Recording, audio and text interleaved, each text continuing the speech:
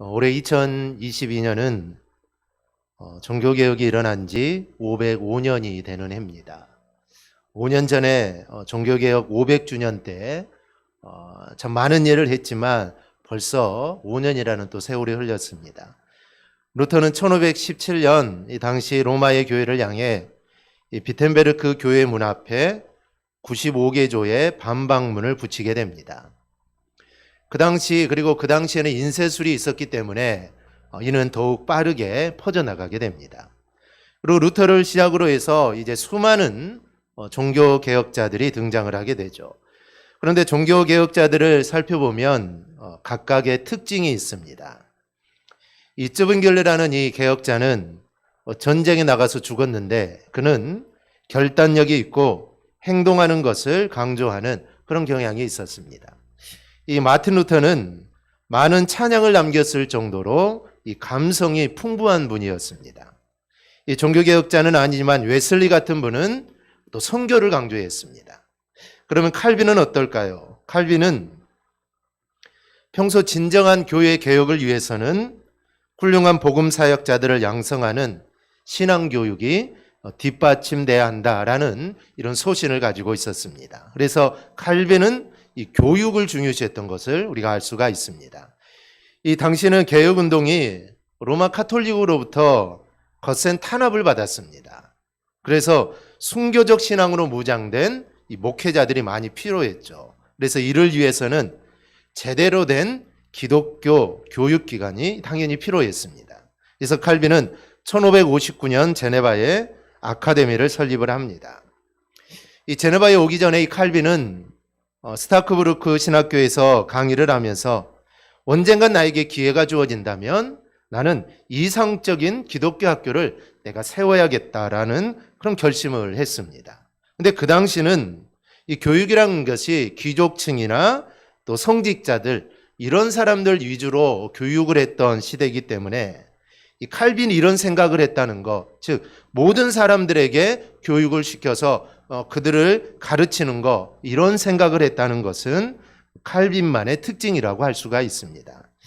이 칼빈은 제네바의 아카데미를 세우고 초대학장으로 자신의 후계자라고 평가를 받는 이 베자라는 사람을 세우고 자신은 평교수로 거기서 가르치게 됩니다. 이는 제네바 공동묘지에 가면은 칼빈의 무덤이 있는데 이 칼빈의 무덤에는 비석이 없습니다. 그렇듯 칼빈은 이렇게 검소함에서 보듯이 이 평소에 칼빈이 가졌던 그런 삶의 자세를 알 수가 있습니다. 이 제네바 아카데미는 개교 5년 만에 대학 준비 학생이 1000명이 넘게 입학을 하고 대학 과정에 300명이 공부할 정도로 그 당시에 스위스뿐 아니라 전 유럽에서 국제적인 학교로 자리를 잡게 됩니다. 그 학생 중에 이 스코틀랜드에서 온 존 락스라는 사람도 있습니다.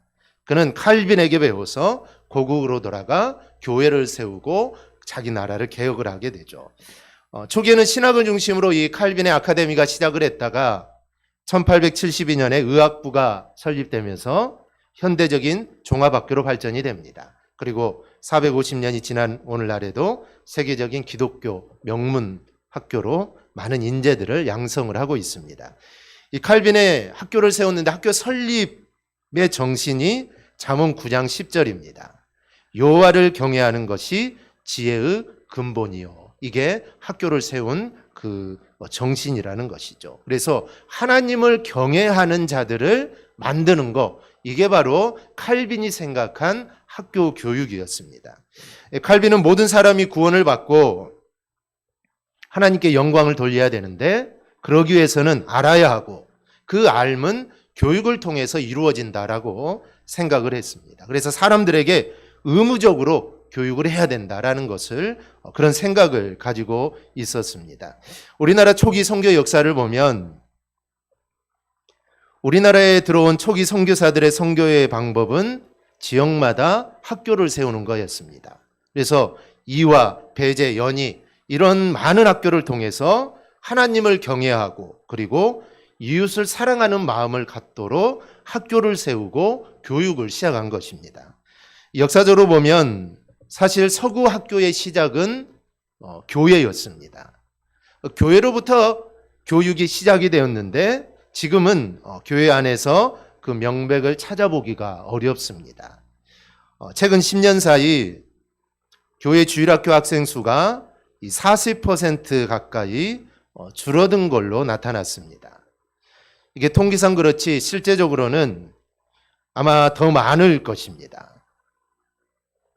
여기서 잠깐 주일학교 역사 우리가 잠깐 살펴보면 이 주일학교라는 단어를 처음 사용한 사람은 영국에 사는 신문기자입니다. 로버트 레이크스라는 사람인데 그가 21살이 되었을 때 아버지로부터 글로우체스터 저널사를 물려받고 신문 편집기자가 됩니다. 그런데 그 지역에 거주하는 사람들이 가난과 무지로 고통을 당하는 현실을 보고 내가 이것을 좀 개선해야겠다 노력은 했지만 그 당시는 이게 쉬운 일이 아니었습니다.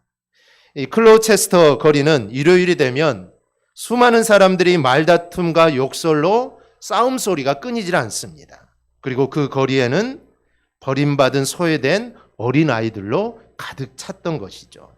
그 당시에는 연소자 노동법이 제정되어 있지 않아서 아이들이 평일에는 공장에서 일을 하고 이제 일요일이 되면 거리로 몰려 나와서 아주 거리가 엄청 소란스러운 때입니다. 레이크스는 이런 어린아이들의 무지를 깨우치기 위해 1780년 7월 여교사 4명과 함께 주일학교를 처음으로 시작을 합니다. 초기에는 소년들만 했는데 나중에는 이제 소녀들까지 확대해서 6세부터 14세까지 아이들에게 읽기와 쓰기, 산수, 그리고 성경과 요리 문답을 가르치게 됩니다.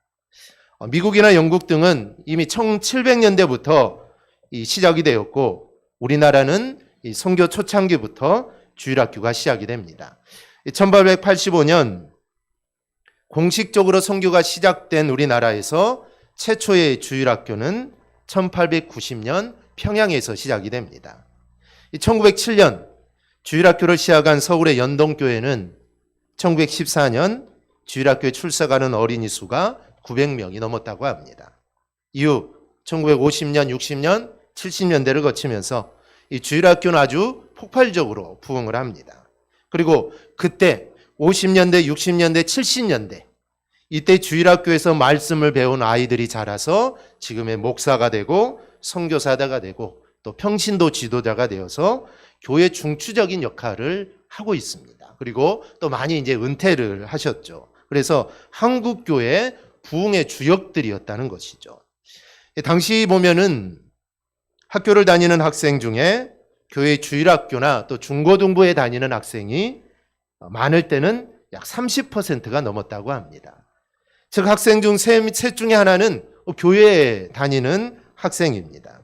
그런데 이게 이제 1990년대부터 교회 성장이 둔화되면서 주일학교가 침체에 들어가게 됩니다. 한 통계에 의하면 초중고 학생 중 교회 다니는 학생 비율이 이제는 5% 미만이라고 합니다.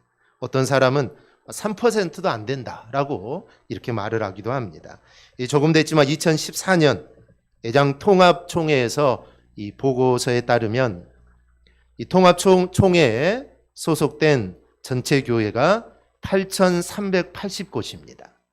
그런데 영아부 주일학교가 없는 교회는 6,580곳, 무려 79%가 영유아부 주일학교가 없다는 겁니다. 중고등부가 없는 교회는 47%, 고등부가 없는 교회는 48%입니다. 그리고 주일학교 학생 수가 10명 미만인 교회가 절반을 넘는다고 합니다. 원인 중 하나가 이제는 출산율의 저조죠. 많이 낳지 않습니다. 우리나라는 둘이 결혼해서 통계를 보니까 0.8명입니다. 그래서 둘이 결혼해서 한 명을 안 낳는다는 것이죠. 일본은 거의 2%가 됩니다. 둘이 결혼해서 한 2명 정도를 낳는데 우리나라는 한 명을 낳지 않으니 아이들이 줄어드는 건 당연하죠. 그러니 자연스럽게 아이들이 없으니 교회 학교가 줄어들 수밖에 없습니다. 거기에다가 예전과 같은 뜨거운 전도의 열풍이 많이 지금은 식어져 있습니다. 거기에다가 이제 코로나19라는 확산으로 인해 비대면 예배가 활성되면서 엎친 데 덮친 격이 되었죠. 그러다 보니 주일학교를 하려고 해도 아이들이 없어서 주일학교를 하지 못하는 교회들이 수두룩합니다. 게다가 교회가 어려워지니까 교회 학교의 재정 지원도 또 어려워집니다. 그리고 사람도 없으니 그 일을 감당할 주일학교 교사도 없고 일반 교육과 비교해서 현저하게 떨어지는 자료 또 교육 방법, 그래서 아이들의 관심도가 옛날보다 많이 떨어져 있습니다. 그리고 이렇게 초중고 학생들로 구성된 주일학교의 몰락은 한국교회의 미래가 아주 어렵다는 것을 우리에게 보여줍니다. 미국의 대형 교회 중에 하나인 LA에 위치한 수정교회가 있습니다.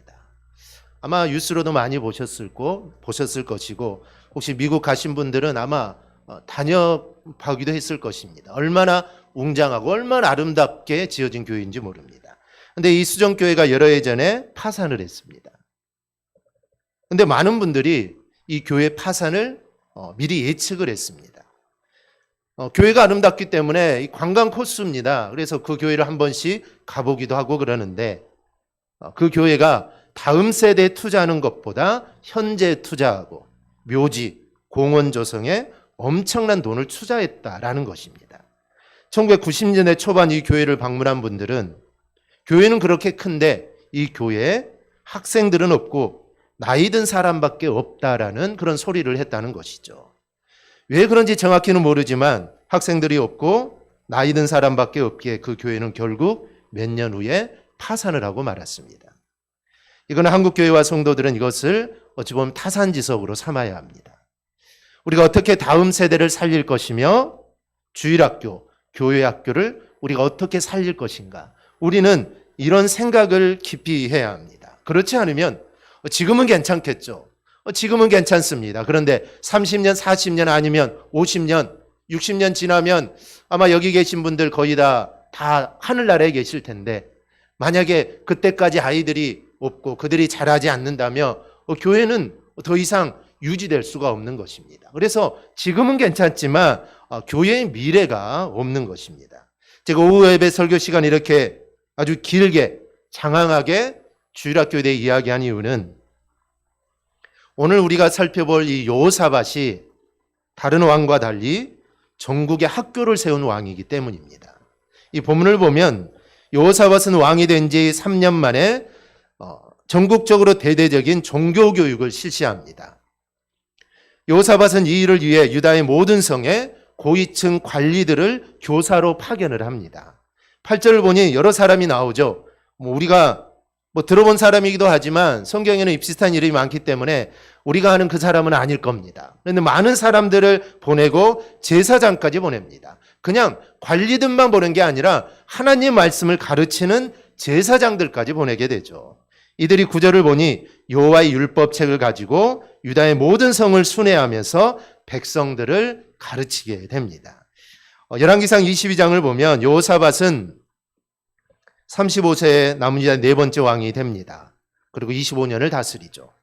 성경은 이 여호사밧을 선한 왕이라고 말을 합니다. 선한 왕이라고 말한 이유는 여호사밧이 전국의 레위인과 제사장 그리고 말씀을 가르칠 수 있는 사람들을 보내서 백성들에게 하나님의 말씀을 가르쳤기 때문입니다. 그런데 이 일은 심지어 다윗도 하지 못한 일입니다. 다윗도 이러한 일은 하지 못했습니다. 그런데 그 성군이었던 다윗도 하지 못한 일을 여호사밧은 해냈다는 것이죠. 여호사밧은 백성들을 하나님의 뜻대로 다스리려면 먼저 백성들이 하나님의 말씀을 알아야 된다라고 생각을 했습니다. 이 당연한 것이죠. 알아야 할 거 아닙니까? 임금이 아무리 말을 해도 하나님 말씀을 모르면 그 말씀에 순종할 수가 없습니다. 그래서 먼저 알아야 된다는 것이죠. 하나님이 누구고 하나님의 말씀이 무엇인지 알아야 한다는 것입니다. 그래서 여호사밧은 이 일을 하게 됩니다. 그래서 여호사밧이 한 일은 정말 많지만 그중에 가장 큰 치적을 뽑으면 나라의 학교를 바로 세운 것입니다. 그리고 그 학교를 통하여 백성들을 가르치고 하나님의 뜻을 전하게 됩니다. 그 결과 나라가 망해도 이스라엘 사람들은 가는 곳마다 신앙교육기관인 회당을 세웁니다. 집을 먼저 짓기 전에 그들은 회당을 세우죠. 뭐 지금으로 말하면 교회를 의미할 겁니다. 그래서 그들은 사람들만 모이면, 사람 몇 명만 모이면 그들은 회당을 먼저 짓고 그리고 아이들을 가르칩니다. 즉 아이들에게 신앙교육을 시작한다는 것이죠. 그래서 하나님과 민족의 정신을 잃지 않게 하려고 노력했던 것입니다. 이스라엘 사람들이면 누구나 기억하는 주 70년입니다. 예루살렘이 반란을 모의한다는 이유로 로마에서 군인을 보내 로마 성을 에워싸고 모든 유대인들의 출입을 철저히 차단시킵니다. 그래서 어느 누구도 예루살렘에 들어갈 수도 없고 어느 누구도 예루살렘에서 나올 수가 없습니다. 로마 군인들이 그 성을 지키고 있죠. 이때 랍비 벤 자카이라는 사람이 자기는 로마의 총사령관을 내가 만나야겠다는 것입니다. 그런데 이 나갈 수가 없죠. 성을 나갈 수가 없으니 이 총사령관을 만날 수 없습니다. 그래서 자신이 중병에 걸렸다는 소문을 냅니다. 벤자카이가 중병에 걸려 죽어가고 있다는 소문이 나자 많은 문병객들이 몰려오고 얼마 후 벤자카이가 죽었다는 소문이 퍼져나갑니다. 제자들은 관 속에 벤자카이를 넣고 시신을 성 밖에 안치시킨다는 핑계로 성 밖으로 나가려고 합니다. 예루살렘에서 어떻게 안치할 수 있겠습니까? 그래서 성 밖에다 묻겠다. 이때 로마 병정들이 관을 내려놓고 칼로 찔러서 한번 확인해 보겠다고 합니다. 이때 제자들은 로마 황제가 죽었다면 당신들도 그 관도 칼로 찔러볼 것입니까? 이 벤자카이는 그 당시 유대인들에게 총명을 받던 위대한 랍비였기 때문입니다. 그래서 이렇게 해서 간신히 성 밖으로 빠져나간 벤자카이는 어렵게 로마군 총사령관을 만나 이렇게 간청을 합니다. 조그마한 방 하나라도 좋습니다. 10명가량의 랍비들이 들어갈 공부할 학교 하나만은 남겨주시고 그것만은 파괴하지 말아주십시오. 이야기를 들은 사령관이 묻습니다. 아니 목숨을 걸고 여기까지 와서 나를 만난 이유가 그것뿐입니까? 그거 하나 남겨놓는 게 소원입니까? 좋습니다. 내가 예루살렘을 함락시킬 거지만 소원대로 내가 그 약속은 지켜드리겠습니다. 그 로마는 예루살렘을 불태우고 성전을 파괴하고 9만여 명의 유대인들을 학살합니다. 그런데 약속대로 작은 랍비 학교 하나만은 남겨두게 됩니다. 유대인들은 이 랍비 학교를 통해 오랜 세월 동안 그들의 지식과 지혜, 전통 그리고 신앙을 지켜왔다고 합니다. 그래야 벤자카이는 민족의 스승으로 숭배받고 기억이 됩니다. 교육이 이렇게 중요합니다. 하물며 신앙교육이야 더 말할 것이 없습니다. 잠언 22장 6절을 보면 마땅히 행할 길을 아이에게 가르치라. 그리하면 늙어도 그것을 떠나지 아니하리라. 이 말씀 속에 보면 올바른 교육의 가장 중요한 요소 3가지가 들어가 있습니다. 먼저는 아이에게 가르치라고 합니다. 여기서 아이는 우리가 알고 있는 7살, 8살, 9살 유초등부 아이들이 아니라 젖먹이를 가르칩니다. 즉 젖먹는 어린 시절부터 교육이 시작되어야 한다는 것을 의미합니다. 이런 말이 있습니다. 처음부터 구부러진 나무는 평생 구부러지게 된다. 인생 또한 어릴 적부터 바로잡아주지 않으면 평생 예곡된 상태로 고정될 가능성이 매우 높습니다. 게다가 우리의 대적 사단은 어린아이라고 봐주지 않습니다. 너는 어린아이니까 내가 좀 봐주겠다. 그래 너 나중에 네가 좀 크면 고등학생이 되고 장년이 되고 좀 크면은 내가 너를 잡아가겠다. 이게 아닙니다. 우리 이 사탄 마귀는 어린아이라고 봐주는 게 아닙니다. 어린아이도 그들의 손안에 있는 것입니다. 때문에 바른 교육은 어릴 적부터 시작해야 합니다. 다 커서 교육하기 쉽지 않습니다. 우리 북한을 보면은 이 꼬맹이들이 얼마나 어쩜 저럴 수 있을까. 근데 그거는 어릴 때부터 그렇게 하기 때문입니다. 나중에 20살 돼가지고 외국 문물 다 받아들이고 나서 그때 주체사상을 주입하면은 안 됩니다. 안 들어가죠. 그때는 이미 늦죠. 근데 어렸을 때부터 아마 젖먹일 때부터 할 겁니다. 그때부터 계속 주입을 하니 그게 맞다, 그게 옳다라는 것들이 머리에 들어가 있는 것입니다. 그렇기 때문에 신앙교육은 어렸을 때부터 빠르면 빠를수록 좋은 것입니다. 그래서 유대인의 어머니는 아이들을 무릎에 앉혀놓고 계속해서 성경 이야기를 들려주죠. 그래서 그때부터 교육이 시작되는 것입니다. 두 번째는 마땅히 행할 길을 가르치라 라고 합니다. 즉 자녀교육은 일찍 시작하는 것만큼 무엇을 가르칠 것인가, 이것도 정말 중요합니다. 요컨대 자녀에게 지식과 기술을 가르치기 전에 먼저 어떻게 행해야 할 바를 가르치라는 겁니다. 이는 곧 하나님의 말씀을 가르침으로 바른 인격과 신앙을 가질 수 있도록 양육해야 합니다.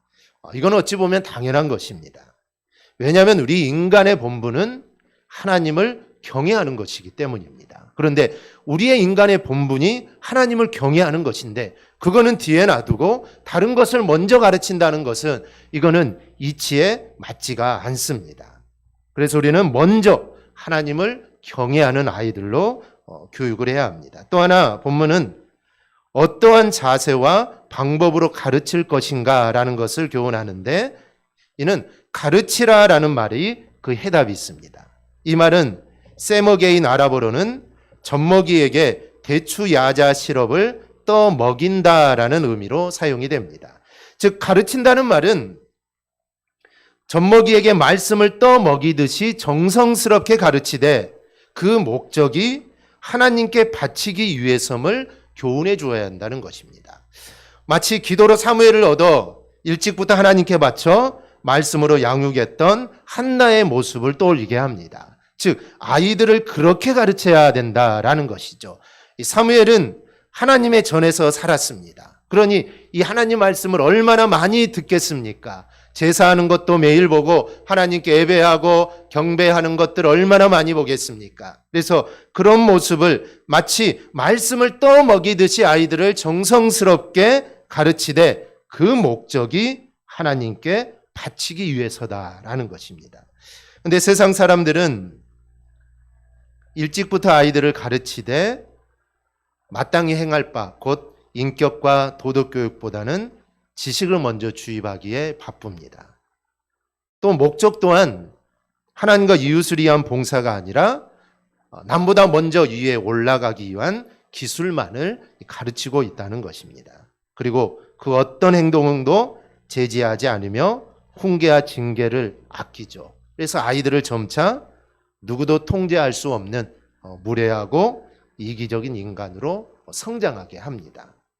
이러한 모습을 우리가 보면 마치 엘리 제사장이 자녀들의 비행을 금하지 않으므로 그들이 문제아가 되어 하나님의 심판을 받은 것을 우리가 생각해 볼 수 있습니다. 그러므로 우리는 우리 사랑스러운 자녀들을 교육할 때 세상의 방법을 본받지 말고 오늘 말씀처럼 먼저 하나님께 바치는 자세로 정성껏 그리고 마땅히 행할 바를 어릴 적부터 우리는 가르치도록 우리는 힘써야 할 것입니다.